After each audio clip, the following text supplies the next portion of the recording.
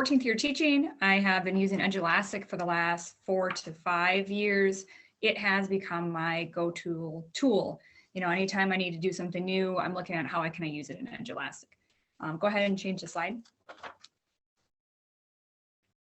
Thank you. So how do I use it? I use it for both formative assessments and summative assessments. And I got some, kind of a list here, things like daily warm-ups, exit tickets, daily homework for checking for understanding. As you guys were talking, as Ileana was talking about, things like labs, even if you're watching a movie guide. I also use it for summative assessments. So things like unit tests, end of the unit performance tasks. If you go to the next slide, I'll go over some of these a little bit more in detail. Yeah, thank you.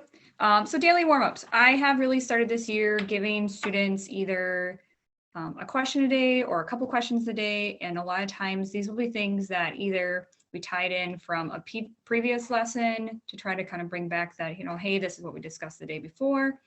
Or I've even started kind of connecting it to other areas of science. So for example, this first kind of quarter, we've been talking about physics. So when we started talking about waves, we started talking about seismic waves, and then it was like, okay, let's start tying in, questions dealing with plate tectonics and earthquakes. So helping them to see that, for science isn't just kind of chunks and pieces, but everything kind of connects, and there's these ideas that go from kind of one discipline to another. I might also use this as an exit ticket. So we've been talking about the atom here in the last few days.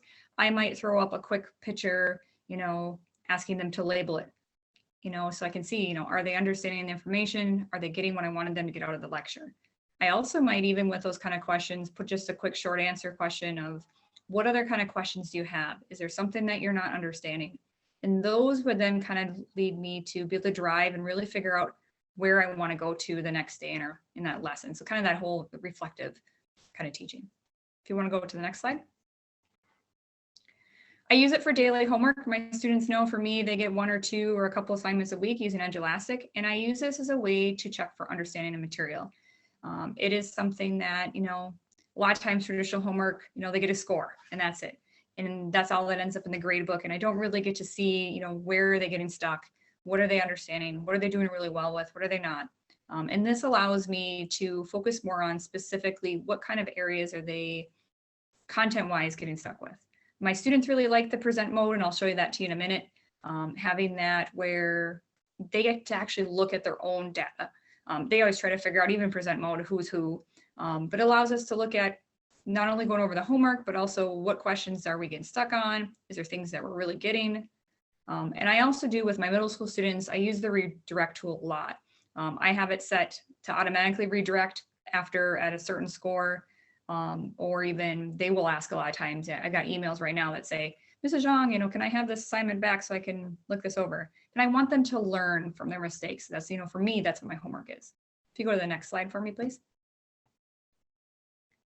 So here's showing you that dashboard. And this is one of my favorite things. I like the immediate feedback that you get with Edulastic, that as they start working on this assignment, I can see question by question as they work. I also can see, who's working, who's not. I can see if we're getting stuck, so this I might go back, we might have a conversation after we've, this assignment's been graded, and here I might say, okay, you know what, we need to go back and look at question 3, and we need to maybe talk about question 9. And not only maybe a reteaching moment, but also where, is it a matter of, is it content kind of related, or is it a matter of, was it just the way that I worded the question that kids are struggling with? So some of that kind of stuff. And I use this a lot with my daily homework. So again, this is a nice tool. I can hit the present, and then when I'm done, I can hit reset. So it goes back to where I can see it as normal. If you go on to the next slide. So for me, some summative assessments. So not only do this for daily homework, but I also use this for our tests. I was looking for something several years back. Unfortunately, we all have standardized testing. We went to our tests being digital. And the first year that we did that, one thing that we noticed for students wasn't even necessarily struggling with content, but they didn't know how to take a test online. And when I was asking for resources, those things even from our state, they're like, well, just teach the standards. But just like anything, you get better as you practice. So I was looking for a tool that allowed me to show and I guess have those kind of tools and things in there that our students were going to be exposed to the more and more with these online kind of testing formats. So I was really happy with Edulastic in the sense that, we have the bookmarking tool, the magnifying tool, which is huge, especially for science. There's a lot of times there's charts, there's graphs, things are small. You need to enlarge to look at greater detail. So I've been really pleased with that kind of stuff. And one of the reasons why I use it for my assessments and that is it allows kids to get that feel and understand of how you would take an online assessment. I do like the fact that there's a variety of different testing styles. So things like our passage-based, drop-down, tables, graphs, we use it for modeling. And I also use it a lot for differentiation for different students. Typically for me, when I give out a test, I'll have 3 or 4 versions that get assigned out at the same time. Sometimes it's to individual students for specific things, or I also have groups that I make. I might have a group that's for my ELL students. I might have a group for my students that have learning disabilities. Or let's say you're doing a project and, I might actually group the students differently that way and assign out different components. If you go to the next slide, please. So here's just an example looking at how a passage base could be used. These are lifelong skills, learning how to interpret and look at data and graphs, as these students, not only in science, but also in the world, in social media and in media in general, they're going to come up with a bunch of information and be able to understand that and critically look at it is really important. So I like the fact that, again, we kind of have our information on the left-hand side, and then we can kind of break it down with our question styles, and you can do a variety of kind of questions with that. Next slide, please.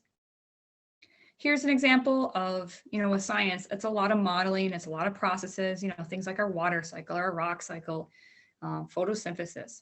Here's an example where do some modeling, looking at the water cycle, very easy for differentiation though. We can look at, the picture on the right might be something that I give as a drop down, and now I have put kind of a word bank or word choices in there. So that might be for my students that maybe need a little more support. Whereas I can use, the same kind of idea for, with the image on the left for students now they have to actually provide the text and the words that would go in there. So again, a very easy way to differentiate for my students to meet their needs, but also in a way that is very subtle also. If you go to the next slide for me, please. Some of my favorite features, I really got into, I know this doesn't seem super exciting, but I like the assignments tab. For me, with my students, being able to have things redirected back to them, this is keeps me organized. This is where I go to every day to check, okay, this is what needs to be graded. This is what's been graded. It's kind of my to-do list. And when I have it all, they're all submitted and graded, it's kind of my check them off. You also can see on here too that you can see that not only do I assign to classes, but I also sign out to groups depending on what I'm looking at. And you can see I have different versions of tests and so on. If you go to the next slide. Thank you. The Express Grader has become a feature for me that I really like. And it's one of those things I've come attached to. We had a tech thing Monday and it didn't show up the first day and I was like, oh, where'd it go? And it's something I use every day. I like it because it's a way for me to go into an assignment. A lot of times I have short answer questions and I can go through and grade all of this one question at the same time. And then I can go through the next one. I also like that it color codes. So I can, quick visual, what are we doing well on? What do we maybe need some help with? And I also like that it does the averages. If you look up on the top here, the averages screens, and I can, again, it's another place for me to say, oh, like for example, question 12, we're only at 50%. Maybe we need to go back and look at that a little bit more. Is it something that I need to emphasize a little more? Was it the way the question was worded? Again, it's a way for me to improve my teaching and making sure that they're understanding the material. Go to the next slide for me, please. And then finally, another kind of thing, using the insights. There's lots of different reports out here. I pulled up the standards one to show you an example. So I flag when I do all of my assessments, I put in the standards that go with that. So I can actually keep track of what standards I'm looking at. Here was for our first test, or this test that we had, looking at 2 standards that we looked at. So how are we doing on those standards? Are we achieving what I want to achieve? What I might find is, students are doing really well in one and maybe not as well in another. So how can I improve, my instruction, those kind of things to help bring that up. So again, it's another way to the kind of reflective teaching. And then finally, if you go on to the next slide, So not only for, tasks, but again, I don't use just this for, I guess, assessments. I use it for a variety of things. This one is, we've kind of shifted to that next generation science standards with getting away from kind of that basic recall of information and much more into application. And so performance tasks have become a thing, where for at least for my class, where they take the content and now we're going to apply it into a real life situation and look at how that would work. So again, I like that kind of passage-based format. I can put some text in there, I can put some images, I can add videos, and then I can have questions along the side that kind of go along with it. The nice thing about that for me, most of these performance tasks are going to be in class. And so again, I can keep track and see, are they staying kind of at pace of where I want to see them at? I can also kind of preview their work and see, are they on the right track, or is it something that they need me to come check in with them and see if they're understanding things? So that's become another area that I really like it. And for me, Edulastic has a lot of opportunities. There's a lot of options. And it's something that, again, there's a lot of creativity here. You can do a lot with it. And if you have questions or want anything else from me about what I talk about, please let me know at the end. Thank